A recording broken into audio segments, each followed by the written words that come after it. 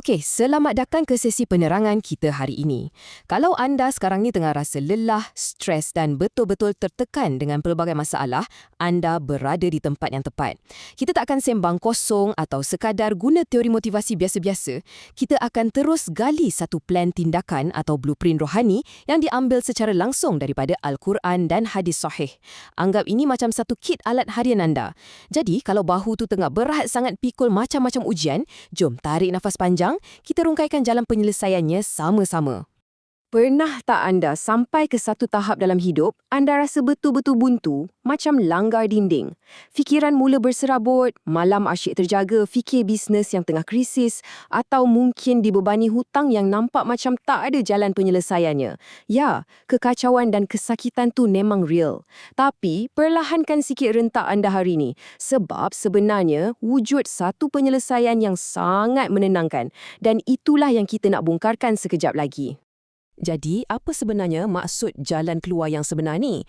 Dengan sini, bila semua usaha keras dan logik akal kita dah tak jalan, kita dah tak boleh bergantung 100% pada pengiraan atas kertas kita sendiri. Kita kena berani bertukar kepada apa yang dipanggil sebagai matematik Allah. Menerusi penerangan hari ini, kita akan tengok satu persatu macam mana amalan harian spesifik yang nampak ringkas ini boleh terus aktifkan jalan keluar yang anda cari-cari tu. Untuk hari ini, kita ada 5 bahagian utama yang akan membentuk satu blueprint harian yang mantap. Bermula daripada detik apabila kita menemui jalan buntu, membawa ke waktu VIP sepertiga malam, kunci kelancaran di awal siang, kuasa istighfar dan tawakal, dan akhir sekali, satu doa khusus untuk menolak keresahan. Baiklah, jom kita mulakan dengan bahagian pertama, apabila menemui jalan buntu. Ini adalah momen yang sangat kritikal, iaitu saat di mana kapasiti otak dan kudrat kita dah tak mampu nak fikir dan kita tersedar yang kita ni sangat-sangat perlukan bantuan daripada Yang Maha Esa. Kalau anda perasan, ini menuntut satu anjakan minda yang sangat kritikal. Kalau nak ikut logik akal manusia, ia memang sangat terhad, meletihkan dan selalunya akan bawa kita kepada tekanan dan jalan buntu. Tapi cuba tengok matematik Allah. Ia menawarkan penyelesaian tanpa batas, beri ketenangan serta-merta dan malah boleh gandakan hasil usaha kita di luar jangkaan. Ini asas yang wajib kita set dalam kepala sebelum kita melangkah lebih jauh. Seterusnya kita masuk ke bahagian kedua, waktu VIP sepertiga malam. Segalanya tentang rutin ini bermula dalam kesunyian malam, menerusi ibadah solat tahajud.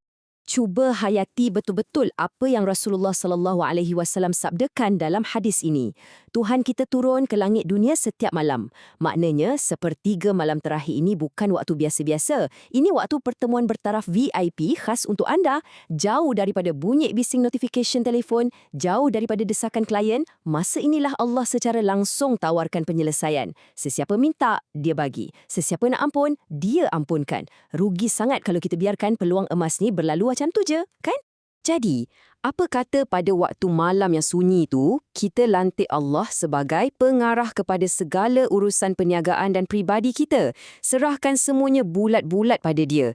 Bila kita buat macam ni, kita sebenarnya sedang melepaskan segala batu besar di atas bahu kita dan meletakkan masalah yang memeningkan kepala tu kepada Yang Maha Berkuasa. Okey, bila matahari mula naik, kita masuk pula ke bahagian ketiga, kunci kelancaran awal siang. Sebelum anda bergegas ke pejabat, ini 2 kunci utama yang wajib anda pegang, sedekah subuh dan solat duha. Ada satu jaminan yang cukup mind-blowing dalam hadis qudsi ini.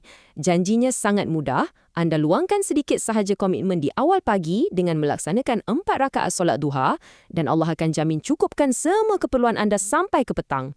Ini satu pengakuan dari kita bahawa sebelum kita sibuk menguruskan urusan duniawi, kita meletakkan kebergantungan sepenuhnya pada pertolongan Allah terlebih dahulu. Bercakap pasal keuangan syarikat, bila cash flow tengah ketat, logik bisnes mesti suruh anda tahan segala duit keluar, betul tak? Tapi menurut matematik Allah, seperti dalam surah Sabah ayat 39, sedekah pada waktu kita rasa sempit itulah yang akan menggandakan kekayaan kita, mempermudahkan urusan yang payah dan menolak bala jauh-jauh. Memang berlawanan dengan logik biasa, tapi itulah hakikatnya. Jadi, macam mana kita nak mula terjemahkannya? Caranya ialah praktikkan sedekah subuh. Bukan nilai sumbangan tu yang paling penting, tapi konsistensinya setiap hari. Niatkan khusus dalam hati supaya Allah mudahkan segala urusan syarikat anda untuk hari tersebut. Anggap amalan ni ibarat kita memasang perisai tenaga gaib untuk perniagaan kita setiap pagi. Sekarang, mari kita sambung ke bahagian keempat, kuasa istighfar dan tawakal. Ini adalah ibarat baju besi yang kita wajib sarungkan sepanjang hari sewaktu melangkah masuk ke dunia luar yang penuh cabaran. Tahu tak apa sebenarnya maksud tawakal? Ia bukanlah bermakna kita goyang kaki dan menyerah kalah. Sama sekali tidak. Ia adalah satu kesedaran yang melegakan di mana kita tetap usaha sehabis baik, kerja kuat, tapi pada masa yang sama, kita lepaskan pergantungan pada hasil usaha tu. Kita serahkan keputusan akhirnya secara mutlak kepada Allah. Segala resah di dada pasti akan hilang bila kita faham konsep penyerahan ini. Dan jangan pandang sebelah mata tentang kuasa istighfar. Menerusi surah Nuh ayat 10 hingga 12, istighfar sebenarnya lebih daripada sekadar pemadam dosa. Ia adalah satu kuasa magnet gergasi yang mampu mencabut sebarang sekatan rezeki yang mungkin kita bina melalui khilaf diri dan terus membukakan laluan rezeki yang melimpah ruah buat kita. Macam mana nak jadikan amalan ni praktikal? Mudah je. Sambil-sambil anda memandu pergi kerja atau waktu tengah berjalan di tapak projek, biasakan sebut istighfar. Jadikan ia satu loop berterusan sekurang-kurangnya 100 kali sehari. Lebih-lebih lagi bila fikiran anda mula kusut memikirkan arah tuju syarikat, gunakan zikir istighfar ini untuk pecahkan tembok kebuntuan tersebut.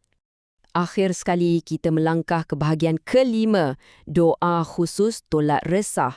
Ini adalah pelindung mutlak yang boleh anda aktifkan bila-bila masa sahaja untuk kembalikan balik ketenangan minda. Apabila tekanan emosi dan kerja memuncak tinggi, apatah lagi jika dihimpit oleh hutang yang menggunung, anda kena tahu yang Nabi Muhammad SAW ada mewariskan satu formula yang sangat spesifik dan muktamad untuk kita. Ini bukan sekadar kata-kata nak bagi rasa lega sekejap ya. Ini adalah ubat penawar sebenar, terus daripada hadis sahih. Saya sangat galakkan anda untuk ambil tangkap layar doa yang luar biasa ini sekarang. Allahumma inni a'udzubika minal hammi wal hazan. Doa ini memberi perlindungan yang sangat total.